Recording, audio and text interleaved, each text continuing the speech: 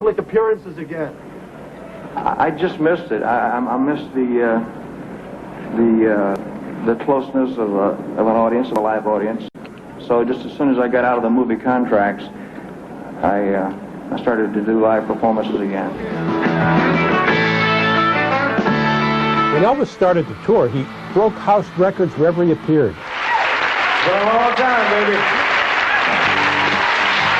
Late 1972, Marty Pasetta, who is a very well-known producer, approached Elvis about doing Aloha from Hawaii, which eventually would be seen by over 1 billion people all over the earth. The Aloha from Hawaii special, live around the world by satellite. I mean, these are events that nobody else ever did before. He did. He took it, he went out and did it with heart. Thank you very much. But Marty Pasetta told Elvis, he said, if we're going to do this show, Elvis, you're going to have to do something for me. And Elvis said, what's that? He says, you're going to have to lose at least 30 pounds. And he says, I'll lose it. And sure enough, Elvis did. And that's why I said if Elvis had a challenge, he could meet it head on.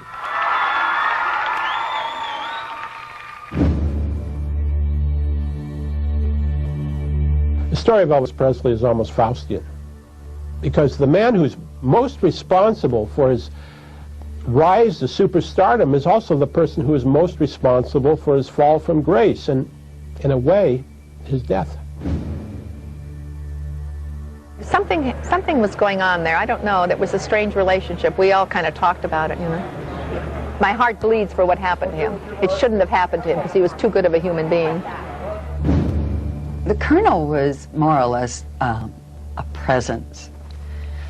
What his relationship personally was with Elvis, I don't know. But even when he wasn't around, he was there. 2 years I was there, and I met the Colonel maybe twice. So it seemed to me that he wasn't all that concerned, just so that, you know, the money was coming in, basically.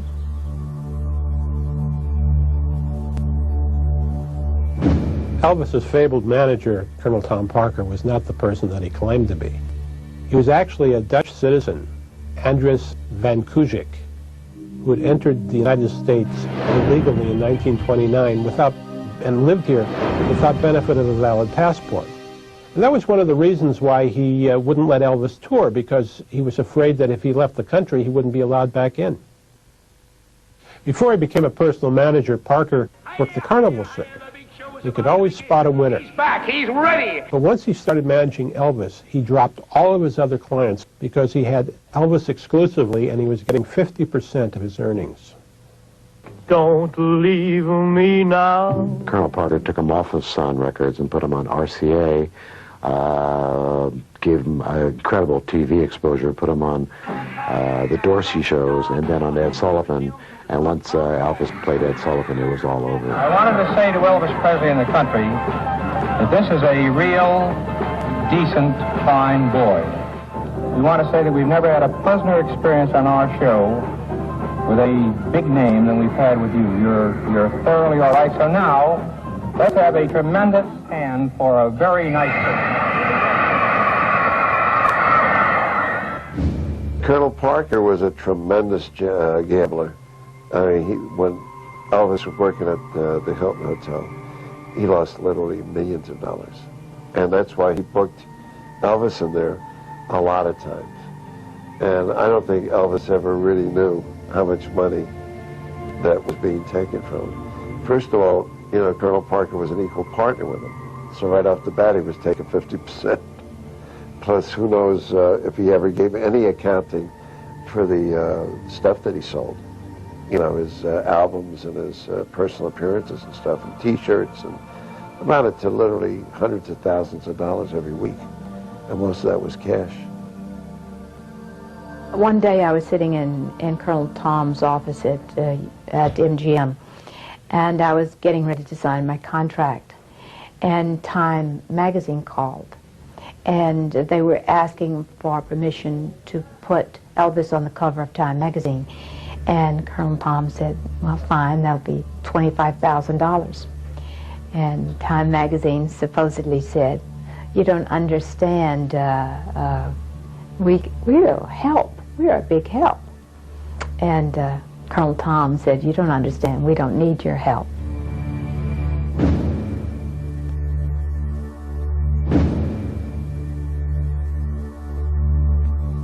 Colonel screened all the songs that came Elvis's way, which is why there are so few choice songs in any of Elvis's movies.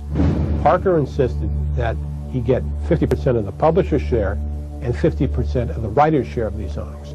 And that's why the top songwriters in Hollywood didn't submit to Elvis.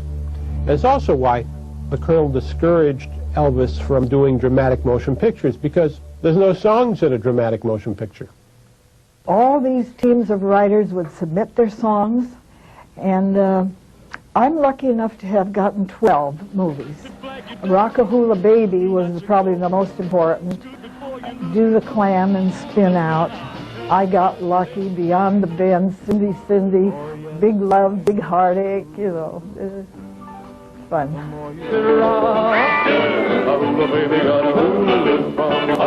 The Colonel had definitive ideas about what he wanted Elvis to do, which in many cases Elvis was not happy with, although he didn't fight him on a lot of them.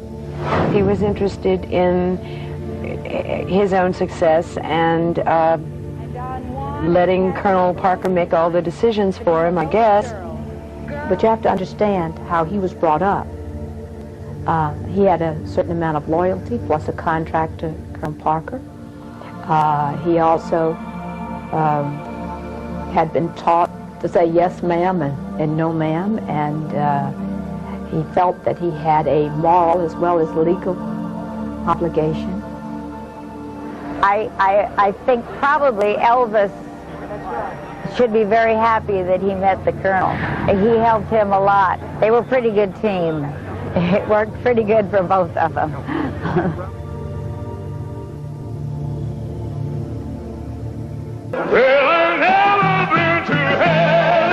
I went with a girlfriend, and we had seats way. I mean, Elvis was about 3 inches tall. But you could still see, even from that distance, you could still see the spirit in his eyes, that thing that he had.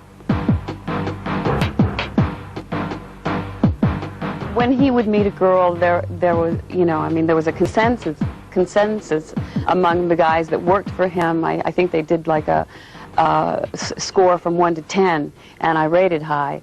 One of the most important things is, could you take care of him? Or were you just there for the fun of it, Because part of the job was taking care of him. The romance was short-lived, and the taking care of was the most part of the relationship. It was more, let's keep him alive than going to the movies.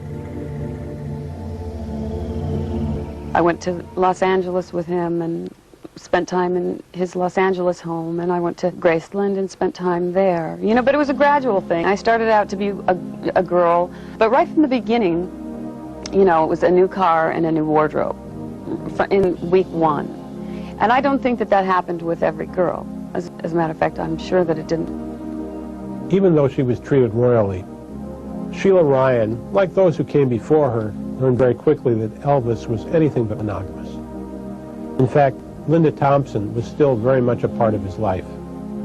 I was real young, and my father left, and I didn't have a lot of self-esteem. And it was kind of an out-of-body experience to begin with. What, Elvis? Hello, It was a strange thing. I mean, how do you end up dating Elvis? I mean, it's so surreal. So the fact that there's another girl, what, am I going to complain?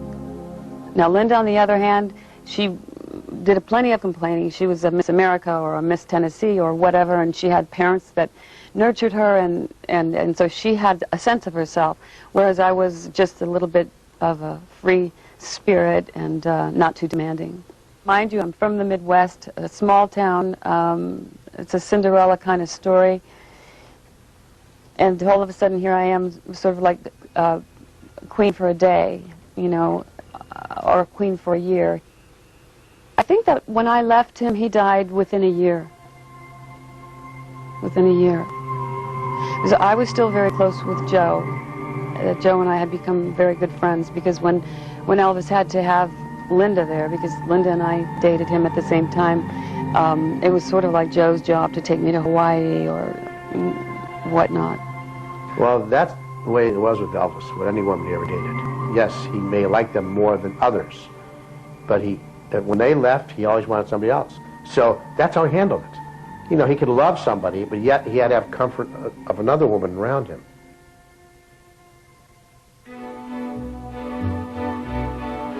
I think Elvis's fascination with women started because of his mother. You know, he's very close to his mother, and he always had his mother there for his talking and problems. And he felt more comfortable with women. He could sit and relate to a woman a lot more than he could with a guy. He could sit and tell them about his problems. He could talk about things to them, and around men he had to be macho. I think he loved women. He loved his mother, and from what I've learned over the years, if a man loves his mother, you stick around him. If he doesn't, you leave right away, because, you know, that's the deal, you know. I mean, if the guy doesn't love their mother, they're not going to love any other woman.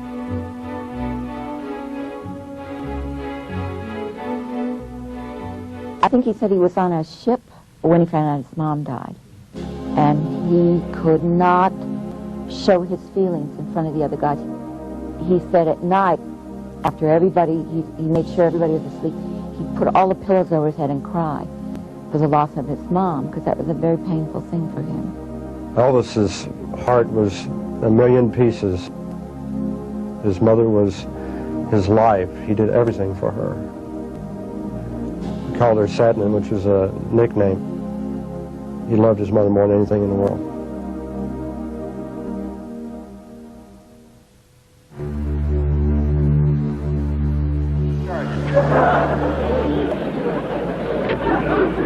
Is your wife Priscilla with you? No, she's not.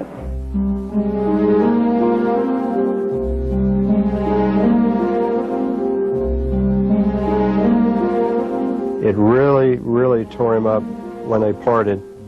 I don't think that Elvis really thought that it would ever happen, but it did. He would say that he didn't love her, that he made a promise when she was very young, and he kept his promises, and so he married her. But yet, he had a certain sense of ownership that I think, you know, destroyed him. And the fact that she would go on without him, his ego could not handle that. Well, you know, when he broke up with Priscilla, it was a very emotional thing for him, because, you know, here I am, this big star and sex symbol supposed to be, and my wife leaves me. It bothered him tremendously for his ego and his own self. He could understand why. And his marriage, and that didn't work, and he loved the little girl, the baby, he treasured. I have mixed feelings about what Priscilla has done and what her motivation was, and, you know, how much love was there. And I have a lot of different information, some from Elvis, some from friends of Elvis, and some from time that I spent with her. So I know different sides of her, and some are good and some are not, just like anyone.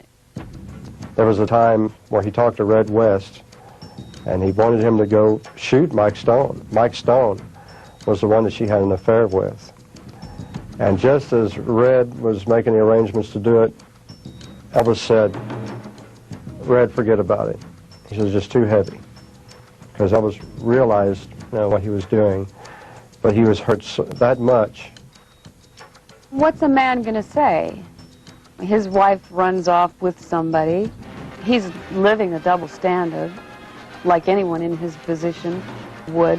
You know, it was okay for him to be with anybody and everybody that he felt like being with, but when she sort of became independent and fell in love with someone else, it killed him. I mean, he couldn't deal with it. So what was he going to say? I still love her. No,